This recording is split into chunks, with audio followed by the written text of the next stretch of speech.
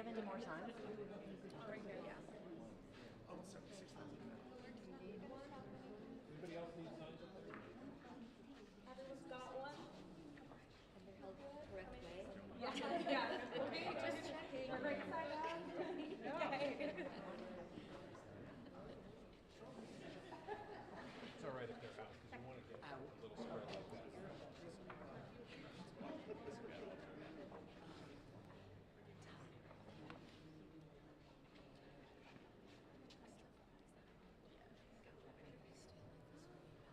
See right now.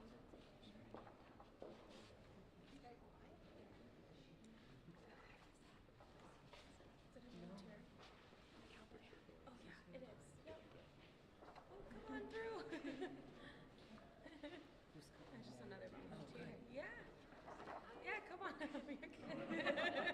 Got really quiet. Yeah. All right, thank you. Go on up. Did you get them?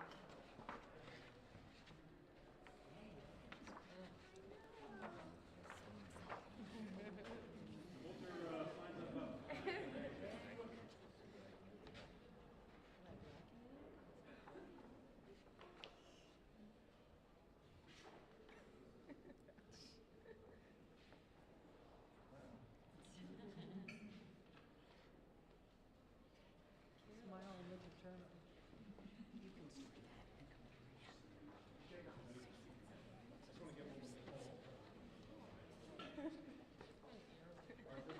Can the other speakers come as well? Would you join me? Lisa? Just get a picture with everybody. Just want to get a picture of everybody before it all starts.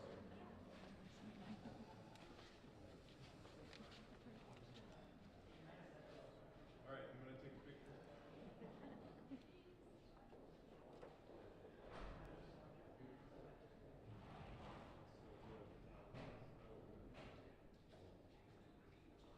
Thank you.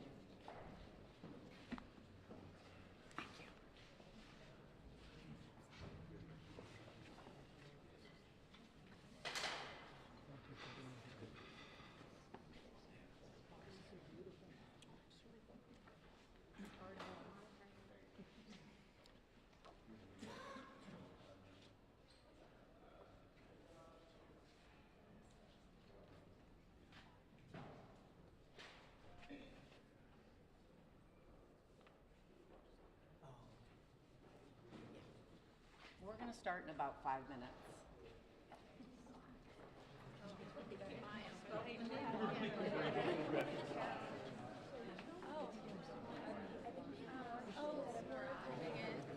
Here, come. Oh. I think she's coming. Okay, take one step up. Sorry that we asked you to step down. You need to. Couple steps up.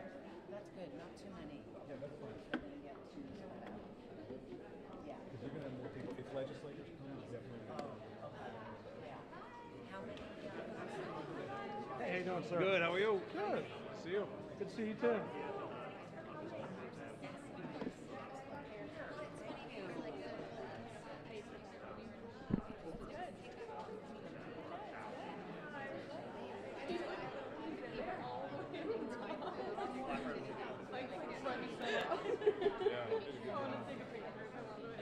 Who is it? He's like the front. Yeah, I'm gonna get out there too. I'm gonna get out in the back. Someone take a picture.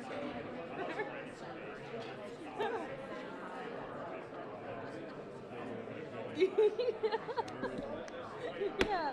There we go. It's a little blurry.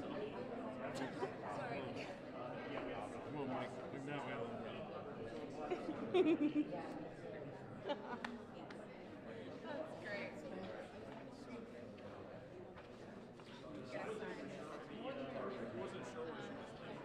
And they're in a circle. In a circle. Okay. What? Right.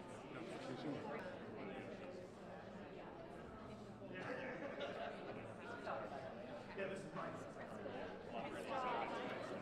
Yeah, that's good. Well, actually, I should text him.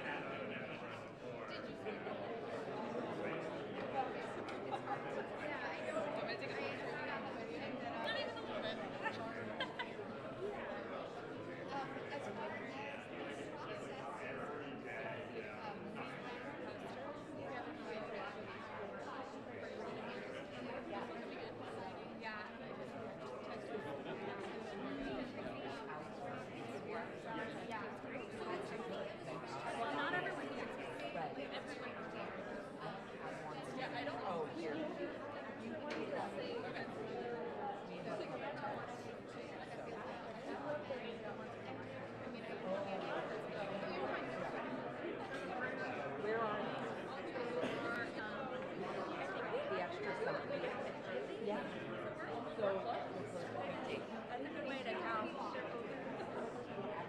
On the other side, what was the door?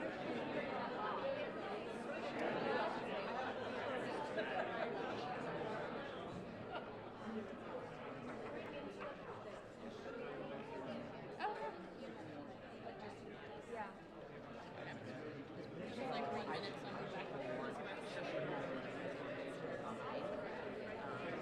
Maybe balloting.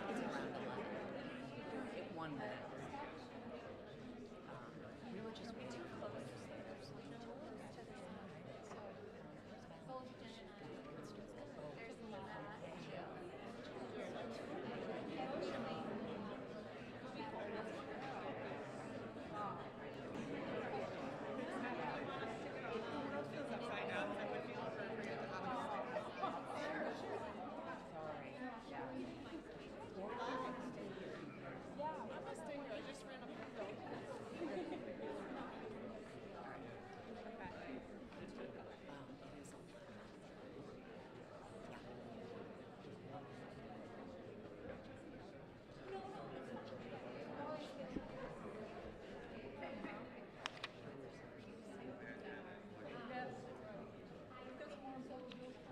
Good morning. My name is Nicole Palmer, and I am the Executive Director of the Maine Gun Safety Coalition. Thank you so much for joining us this morning. A year ago, almost to the day, more than 1,000 Mainers gathered here in this Capitol on a freezing cold January day to rally in support of gun safety legislation. Survivors and families of those lost to gun violence, parents, students, teachers, doctors, mental health professionals, faith leaders, veterans, gun owners, and advocates from every walk of life, demanding that lawmakers take action to prevent gun violence in the memory of those we lost in Lewiston. We made significant progress, including passing expanded background checks and 72-hour waiting periods, which the gun lobby and their allies in the legislature are now fighting to delay and repeal. But lawmakers failed to pass an extreme risk protection order, one of the most important gun safety policies that is data proven to save lives and help keep schools and communities safe. There is no single policy that will end all gun violence, but extreme risk protection orders provide a life-saving tool. They save lives by empowering family members to go directly to a court to petition when a loved one is in crisis and may pose a threat to themselves or others. Through due process, a judge can temporarily limit someone's access to deadly weapons until they get the help they need. This law is on the books in 21 other states, where it has been effectively used to disarm people who threaten mass shootings, including school shootings. ORPOs have also been proven to reduce suicide, the cause of 90% of gun deaths in Maine. Had an extreme risk protection order in place, perhaps one of the many warnings about the would-be shooter could have resulted in his disarming, thus saving the 18 lives that were tragically lost that day and the 13 individuals who were injured on that terrible, terrible day. Mainers across the state agree that enough is enough. It is time to do everything we can to prevent another tragedy. So, on another cold day this past November, hundreds of volunteers stood at polling stations across the state as Mainers exited their polling booths to collect signatures to put an extreme risk protection order initiative onto the ballot. I am so proud to announce today that in just over 2 short months, we collected more than 80,000 signatures from Maine voters. And we are going to the ballot this year. This November, Mainers will have the chance to keep our schools and our communities safe. Before I hand things off, I want to take a moment to thank all of the people standing up here with me today, which includes some of the 600 volunteers who gathered signatures from almost 300 Maine towns and cities and from all 16 counties to put this life-saving measure onto the ballot. I would especially like to thank our small but mighty staff, led by Campaign Director Stephanie Clifford, Where is she? There she is. And including Sophie Garner, Margaret McDonald, Ben Mitchell, Buddy Moore, Valen Doe, and Ben Gaines. We could not have done all of this without your hard work and dedication to making Maine a safer place for all of us. Thank you so much, everybody.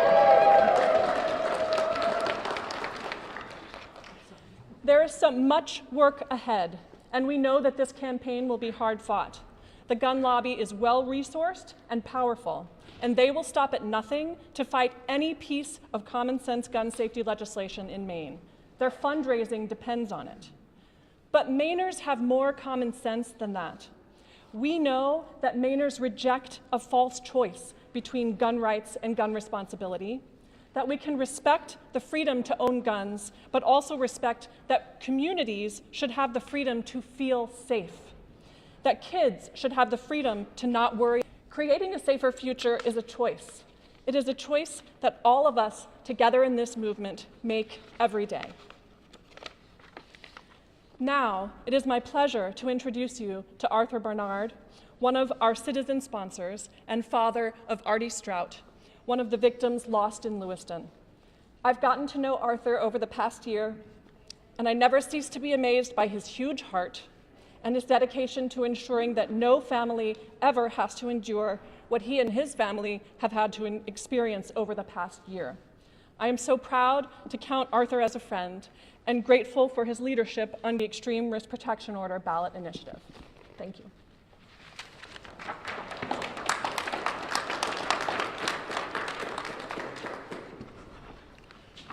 Good morning, and thank you, Nicole. I'm thankful for this moment when we announced that the people of Maine will have the chance to vote on this common sense gun safety policy themselves. I was here with Nicole and other folks here today on that cold January a year ago, urging elected leaders to do the right thing, to finally stand up to the gun lobby, listen to the people of this state, and do something to protect our kids and family. Barely over 2 months prior, I was playing pool with my son Artie at Schmenge's Bar and Grill that evening, something we'd done his whole life. And since I taught him to play as a boy, I was tired and decided to head home for the night. Arthur decided to stay and play a couple more games with his friend. By the way. A gunman walked in and Artie became one of the 18 victims of Lewiston shooting, and one of the deadliest mass shootings in America. I became part of a different family that day. A family I never wanted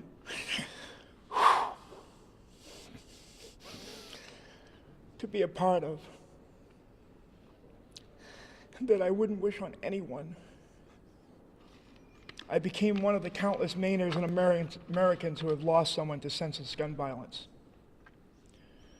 I had never been involved in politics before, but 2 months after Arthur's death, I decided the right thing for me to do for his memory was to push our legislators to pass laws that prevent tragedies, like extreme risk protection orders.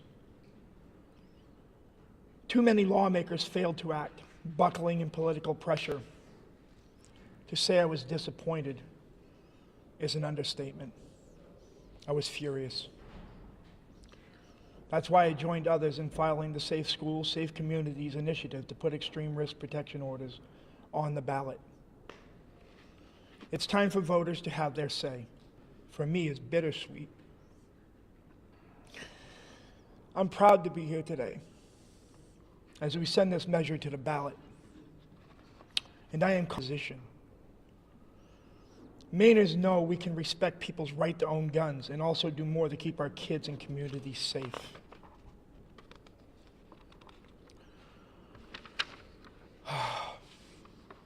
And that's all I have to say. And at this time, I'd like to invite Kathy Harris to say a few words. Thank you very much.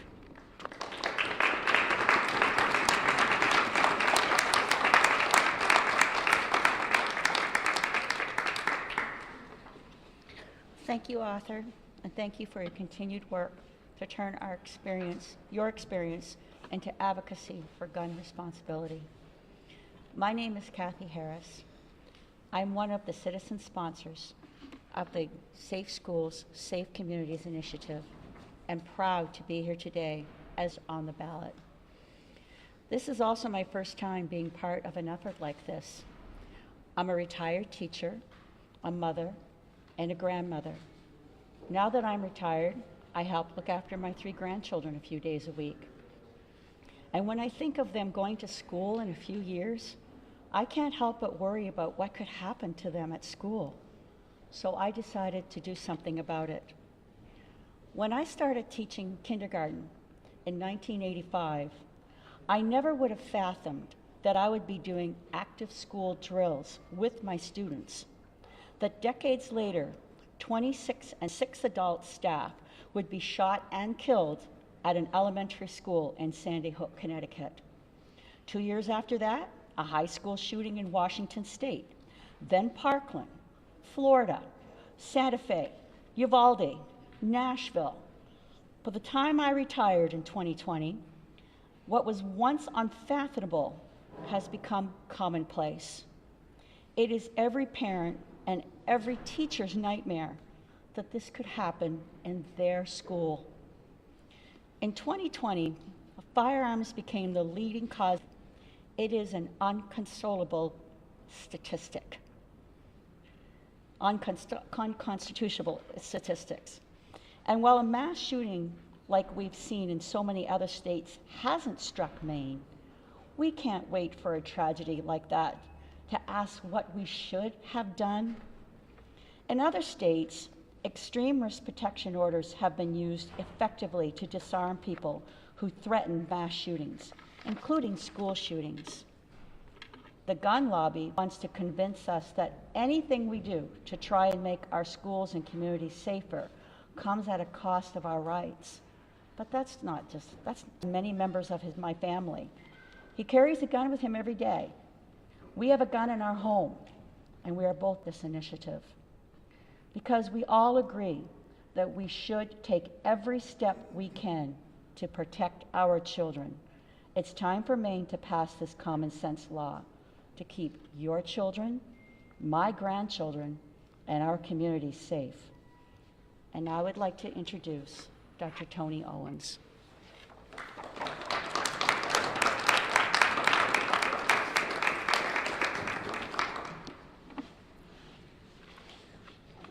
Thank you, Kathy, and to everyone for joining us here this morning as we take Safe Schools, Safe Communities campaign to the ballot to pass extreme risk protection orders in Maine.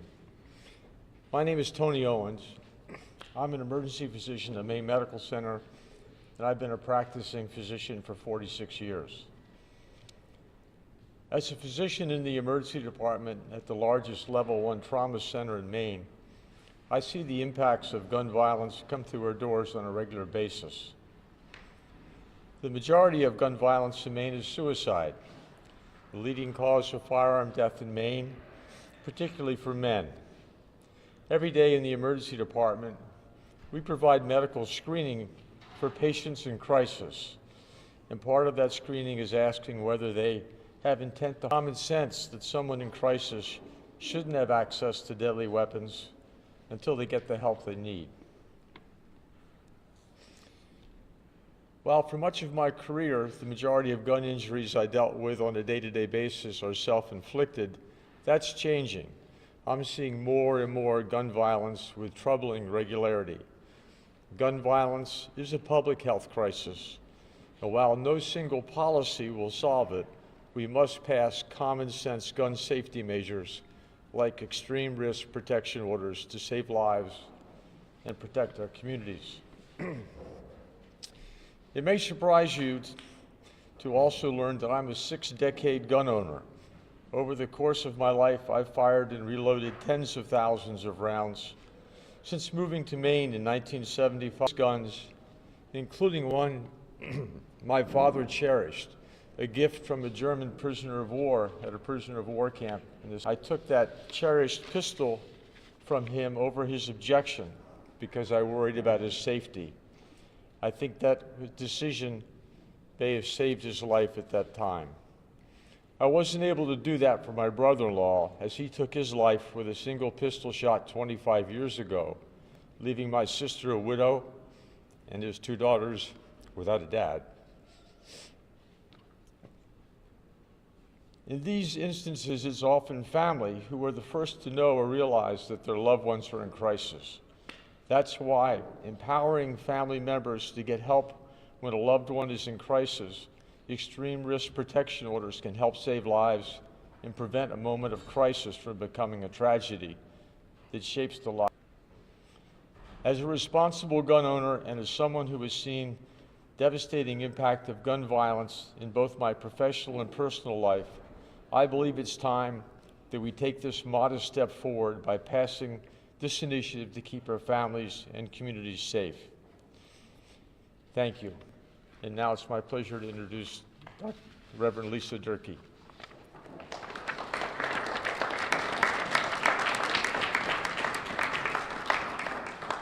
Good morning. My name is Lisa Durkee, and I am a mother, a longtime high school teacher, the pastor of First Congregational Church of Blue Hill, and another one of the citizen petitioners for safe schools, safe communities. Sharing your perspective both as a medical professional and as someone who has personally experienced the pain caused by gun violence. It's a pain far too many Mainers share, both within this movement and outside of it. Almost all of us know someone in congregation, and for others is something they constantly fear. It is an experience I share as well. I was 9 years old when my father ended his life with a gun. Older siblings and my mother through our entire lives. A single act of gun violence is not only the loss of a single life, but is one with far-reaching effect, an impact on everyone who knew and loved my father in our case. Like many in crisis, my father carried the signs of it every day. And if an extreme protection order had existed, he would have had his firearms removed and gotten the help he needed long before he took his own life. This was 50 years ago, last November. Dad would have turned 94 today, coincidentally, though he didn't live past 43. Of course, there were no laws like this back then. But I share this story as it doesn't exist only in national headlines, in the acts of massive violence that capture attention around the country. It exists in homes and communities all across Maine. It has happened too frequently in our little town of 2,700 people. Almost all of us know someone whose life has been changed by gun violence. Despite the long time that I've reeled from the effect, I'm relatively new in lending my voice to this effort. But I was inspired by members of my own congregation who began their own lay-led gun safety working group. And through their efforts, they've met with gun owners, hunters, law enforcement, veterans, and others on both sides of this debate to try to both gun rights and gun responsibility. This initiative does that. I was here last year when over 1,000 of us gathered with the taste of Lewiston in our mouths and our hearts. And that sense of urgency has not abated. It's with us now, and it will be with us in November.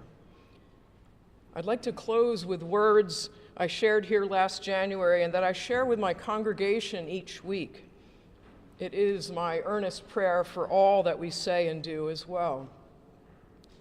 May the words of our mouths and the meditations of all our hearts, and I would add, may all our deeds be acceptable in your sight, O Lord, our rock and our Redeemer.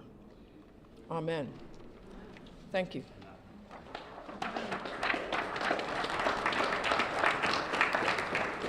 Remarks, and we can now move on to questions if you have them. Can you talk a little bit about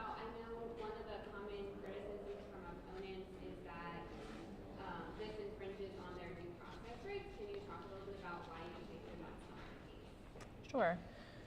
So this proposal includes all of the same due process protections that are in the current yellow flag law. And that law actually had a due process challenge in court. It went to the Maine Supreme Court, and the Maine Supreme Court found that it was, it did contain due process protections, that it was constitutional, and not only that, but this law exists in 21 other states in the nation, and there have been similar claims of due process violations, and none of those has been upheld in court.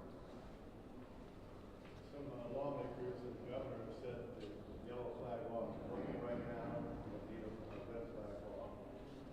What do you say to that? The exponential increase in the use of yellow flag in the last few years makes clear something that we have always known, which is that without protections against gun violence, we are literally playing Russian roulette with Mainers' lives. And 500 times in the last 14 months, police have had to, or law enforcement has had to intervene to de-escalate the situation that was likely to turn violent and perhaps even deadly. And with such a high documented rate of danger to our communities, we need to have every tool in place in order to prevent these tragedies before they happen. We want to make sure that there isn't another gunman who falls through the cracks. And this law would give families the tool to make sure that that doesn't happen. Governor Mills told me that having both a red flag and a yellow flag law on the books might be inconsistent and confusing to law enforcement officers. Can you speak to what that would mean for law enforcement? Sure. Well, we were very careful in crafting this law to make it consistent with current law in the state of Maine. As you point out, this law would not replace a yellow flag law. Both of them would exist on the books, but this law is consistent with current protection from abuse orders that law enforcement carry out every day, and also consistent with bail orders and other similar orders that law enforcement are already familiar with. So they're very familiar with how this law works and are, in fact, using many elements of it in their day-to-day work. Is there any interest or push to remove the yellow flag law and only have the red flag law so there's not the two laws? No, this would be another enforcement and the only tool available to families to initiate the proceeding if they are worried that their loved one is a danger to themselves or others. Could you talk about the timing of it? So November 2025 is supposed to come, and then do you have any thoughts about whether, I'm sorry, you could be pushing lawmakers to make changes during the session before that happens, or you can take this issue up? There are going to be a lot of gun safety laws in the legislature this year. We anticipate that the extreme risk protection order is only going to go to the ballot. Justice Dan Lawman yesterday, when just addressing the Judiciary Committee, said that currently the yellow flag law would host central database for people to look up if someone has been yellow flag. Does this law address that kind of central database with regards to red flag? Thanks for that question. The Lewiston Commission, in their report in the fall, said that the yellow flag law was inefficient, cumbersome, and weak, and it clearly failed to prevent the Lewiston tragedy, unfortunately. And as you pointed out just yesterday, the commissioner pointed out another weakness in it, which is that there's not a central database. I'm sure that the legislature is going to be reacting to that news and to help create a central database. Yeah.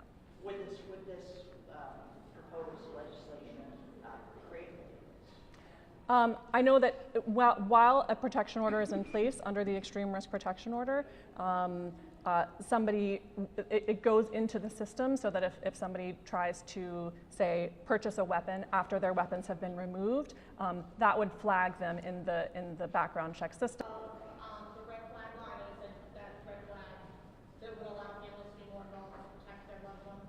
The yellow flag law allows families, if I'm correct, to go to law enforcement and to notify them. Can you talk about the differences Sure. Well, under the current yellow flag law, families can go to law enforcement, and then law enforcement essentially has to make the decision about whether or not they want to move forward with initiating the yellow flag.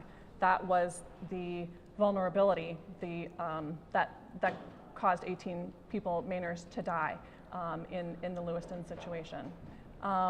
In a red flag law, it's not up to law enforcement. Law enforcement can initiate the proceeding if they want to, but families can go directly to the court, bring the evidence that they have, their worries and concerns, and the judge would make a decision based on that. So law enforcement does not need to be involved, and in many cases, law enforcement may be part of a 15, they may be talking to the family for 15 minutes, whereas family members have a lifetime of experience with their loved ones and are in a much better position to know when there is major danger and when that person is in crisis than someone who's been in the house for 15 minutes.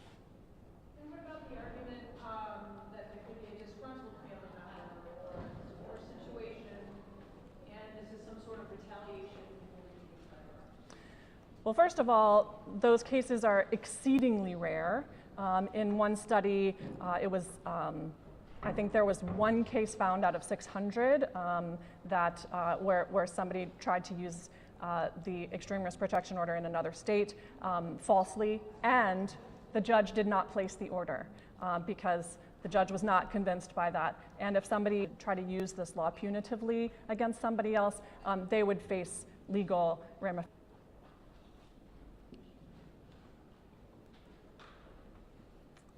Are there any more questions? Wonderful. Well, thank you all so much for being here. We are going to go over to the Secretary of State's office right now to deliver the petitions. And if you would like any more interviews with one of the speakers, you can do that after we deliver the petitions. Thank you so much.